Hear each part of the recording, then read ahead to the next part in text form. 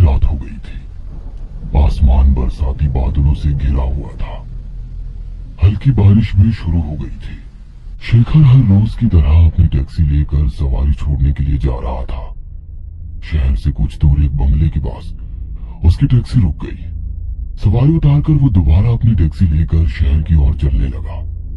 तकरीबन 2:30 बजे होंगे। शहर काफी दूर था। तभी नदी के ऊपर बने पुल पर एक लड़की अपनी भारी भरकम सूटकेस के साथ कुछ कर रही थी। उठा रही थी या घसीट कर ले जाने की कोशिश कर रही थी, पता नहीं। उसे देखकर शेखर ने टैक्सी रोकते हुए कहा, हेलो मैडम, कहाँ जाना है आपको?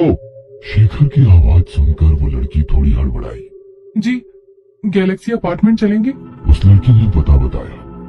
वो अपना ट्रैवल बैग उठाकर टैक्सी में रखने की कोशिश कर रही थी, पर वो काफी भारी होने के कारण उसे उठाने में परेशानी हो रही थी। रुकिए मैडम, मैं रखता हूँ। इतना कहकर शेखर टैक्सी से उतरा और बैग उठाने लगा। बैग तो काफी भारी था। बैग टैक्सी की पिछली डिक्की में रखकर शेखर ने मजाक में कहा, अरे मैडम, सारा सामान एक ही बैग में रखने के बजाय एक और बैग में रख लिया होता तो आपको भी परेशानी नहीं होती और मुझे भी। और हंसकर वो अपनी सीट पर बैठ गया। वो लड़की भी पिछली सीट पर बैठ गई। शेखर टैक्सी शुरू करके चलाने लगा और उनका सफर शुरू हुआ। मैडम, इतनी रात को कहाँ से आ रही हैं आप? मतलब कहीं घूमने गई थी क्या? घूमने नहीं गई थी, बल्कि आई हूँ नौकरी की तलाश में। मतलब आप यहाँ की नहीं है? जी नहीं। कोई बात नहीं। वैसे इस शहर में आपका कोई रिश्तेदार या दोस्त? हाँ, एक दोस्त है, मतलब था, नहीं है। था है? मतलब आप क्या कहना चाहती हो? क्या आपका उसके साथ झगड़ा हो गया है या दोस्ती थी पर अब आपको उसके साथ दोस्ती नहीं रखनी? मतलब धोखा दिया क्या उसने?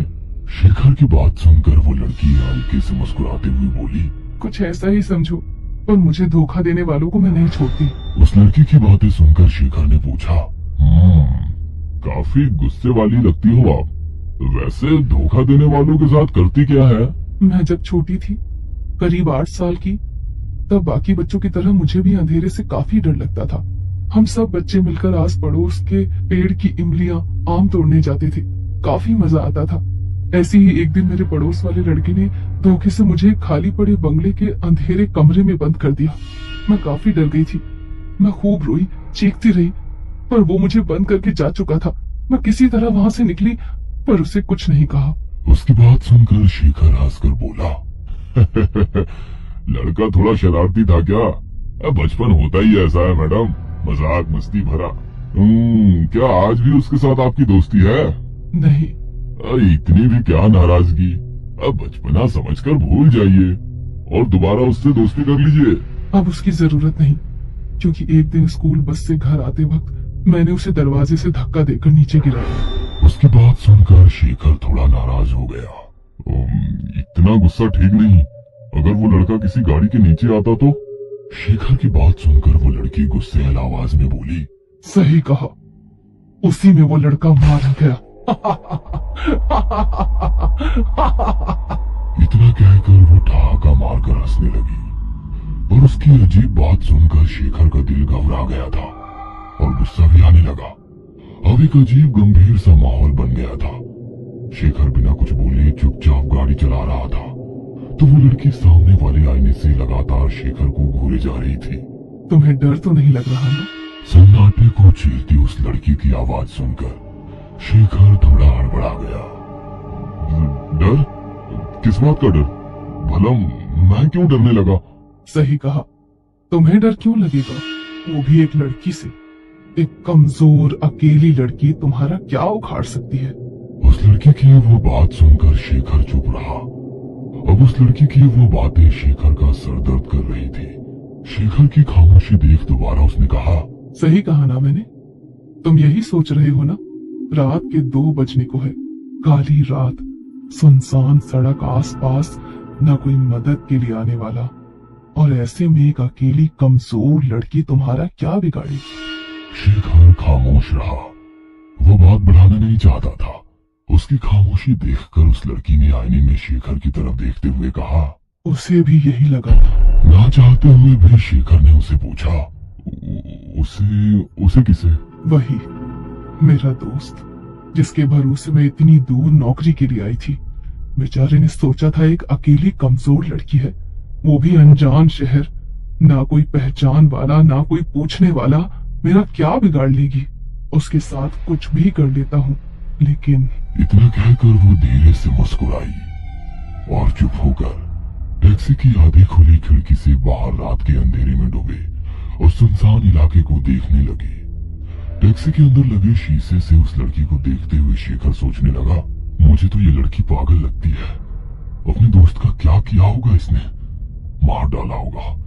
इतनी भारी सूटकेस में क्या लेकर जा रही है? कहीं अपने दोस्त को मारकर उसकी लाश को तो नहीं ले जा रही? अब समझ में आ गया। ये नदी के पुल पर ये भारी भरकम बैग नीचे फेंकने के लिए खड़ी थी। गलती से मेरी नजर इस पर पड़ी और इसका प्लान फेल हो गया। दिल कर रहा है इसे सीधे पुलिस स्टेशन लेकर जाऊं, पर ये इतनी शातिर लग रही है कि उस दोस्त के खून के इल्जाम में कहीं मुझे ना फंसा दे। शेखर का परेशान चेहरा देखकर वो बोली, कुछ परेशान लग रहे हो, पर तुम्हें डरने की जरूरत नहीं। इतना कहकर वो उस आईने से शेखर को ताड़ने लगी।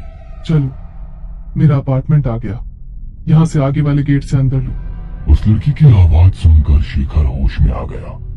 सामने एक अपार्टमेंट थी। थोड़ी पुरानी होने के बावजूद कुछ कुछ कमरों में लोग रह रहे थे। गेट पर कोई वॉचमैन नहीं था और गेट भी आधा टूटा हुआ था। शेखर ने टैक्सी रोकी। वो लड़की नीचे उतरी और पीछे डिक्की खोलकर अपना वो भारी भरकम बैग निकालने लगी, पर वो उसके बस की बात नहीं थी। ना चाहते हुए भी शेखर ने बैग डिक्की से निकालकर जमीन पर पटक दिया। अरे क्या कर रहे हो? जरा धीरे रखो। ऐसे बोल रही हो जैसे बैग के अंदर सामान नहीं बल्कि कोई जिंदा इंसान हो। इतना कहकर शेखर अजीब से मुस्कुराया। शेखर की तरफ थोड़ा नाराज होकर देखा और बोली, मेरे मोबाइल की बैटरी खत्म हो गई है, जरा आपका मोबाइल देंगे? उस लड़की ने बड़ी सरलता से मोबाइल मांगा। अब ना चाहते हुए शेखर ने उसे अपना मोबाइल देकर टैक्सी में बैठ गया। कुछ कदम दूर जाकर पता नहीं वो किसके साथ बात कर रही थी। बात खत्म हो गई और वो चलते चलते शेखर के पास आ गई। आपका बहुत बहुत शुक्रिया। एक और मदद करेंगे? जी कहिए। मेरे रूममेट फोन नहीं उठा रहे हैं और इतना भारी बैग मैं तीसरी मंजिल तक नहीं ले जा सकती। शेखर के पास कोई और चारा ना था। वो भारी भरकम बैग लेकर एक मंजिला तय करते हुए तीसरी मंजिल तक पहुंचा। वह लड़की एक कमरे के पास रुक गई। शेखर भी बैग दरवाजे के पास रखकर कुछ दूर खड़ा हो गया। उस लड़की ने बेल बजाई कि तभी शेखर ने देखा कि सीढ़ियां चढ़ते हुए एक इंस्पेक्टर और 2 कांस्टेबल उसकी तरफ आ रहे हैं। शेखर अब बुरी तरह से उस लड़की के जाल में फंस चुका था। पुलिस को आता देख दरवाजे के पास खड़ी वो लड़की मन ही मन मुस्कुरा रही थी। पुलिस वाले ने शेखर के पास आकर कहा, चलो दीवार के पास खड़े हो जाओ। शेखर इतना डर गया था कि उसके हाथ पैर जम गए थे। केवल एक पल में उसका बदन पसीना पसीना हो गया था। एक कांस्टेबल ने बैग की चैन खींचकर खुला कर दिया। अंदर का नजारा देख इंस्पेक्टर ने अपने सिर से टोपी निकालकर हाथ में ली। तभी दरवाजा खुलने की आवाज आई। एक 25 साल का लड़का दरवाजे के अंदर खड़ा था। उसे देखते ही पुलिस ने कहा, अब लाश भी मिल गई, अब थाने चलकर बताओ कि अपने दोस्त को कैसे और क्यों मारा। इंस्पेक्टर की बात सुनकर शेखर ने डरी सहमी नजरों से उस खुली बैग को देखा तो उसमें उसी लड़की की लाश थी जिसे वो यहाँ तक लेकर आया था। उसने आसपास देखा तो वो लड़की कहीं नजर नहीं आ रही थी। तभी इंस्पेक्टर ने शेखर से कहा, पुलिस की मदद करने के लिए शुक्रिया। तुम्हारी वजह से आज इस कातिल को पकड़ पाए। इस पर 4 लड़कियों की हत्या का शक था, पर उन लड़कियों की लाशें इसने गायब की। तुम्हारी वजह से पहली बार लाश पुलिस के हाथ लग गई। तुम्हारा फोन आते ही हम झट से निकले और हाँ, तुम्हें कोई परेशानी हमारी तरफ से नहीं होगी। तब शेखर को याद आया कि उस लड़की ने उसके मोबाइल से अपने रूममेट को नहीं बल्कि पुलिस को फोन किया था, वो भी शेखर की ही आवाज में। शेखर की जान में जान आ गई। पुलिस उस मुजरिम को गाड़ी में डालकर ले गई। शेखर भी अब अपनी टैक्सी में बैठकर घर के लिए निकला। अब वो दोबारा उसी पुल से गुजरने लगा। डर के मारे बदन कांप रहा था कि तभी सामने वाले आईने में वो लड़की टैक्सी की पिछली सीट पर बैठी नजर आई और एक आवाज गूंजी, मदद के लिए शुक्रिया, वैसे किराया नहीं लोगे? और एक अजीब सी मुस्कुराहट रात के सन्नाटे में गूंज